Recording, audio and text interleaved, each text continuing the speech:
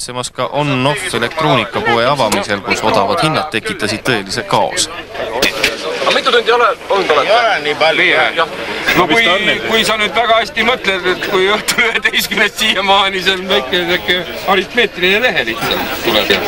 Selliseid järjekordi pole enamus eestlastest näinud nõukogude ajast saadi. 1-2 on paigas, jah. Ei ole midagi, see mees oli kolmas, see oli meiega. Nimekiri on jah, mina tulin 5:30, see on 43. number. Ja kui mõni minut puudus 6, siis oli jagu täis. Väga kurb on nendest inimestest, kui nad nüüd mingisugused trügiva jõugu pärast peaksid ilma jääma.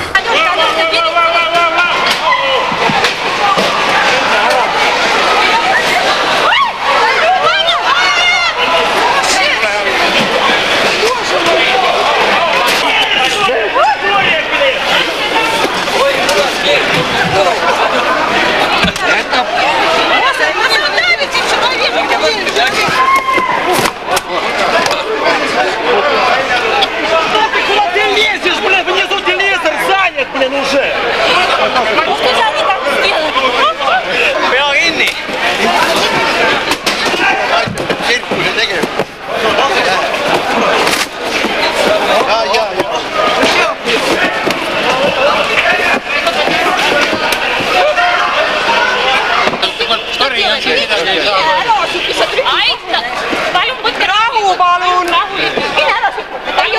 Sa minu televisioon, tema tahab endale saada 3 tükki võtsin juba. 3 tükki? Jah, 3 tükki võtsin juba. Mina tahan ühte saada. Мы уже спорили, уходите, пожалуйста. Я была третья в очереди, а она была 3 тükki. Я этого не знаю, не видела. Это ее телевизор. Оставьте в покое ее. Уходите, пожалуйста. Пожалуйста, уходите. Vaata, kedagi ühtegi turvamist kuskil pole, tõepoolest ma ütlen nagu elu. Number on minul ja...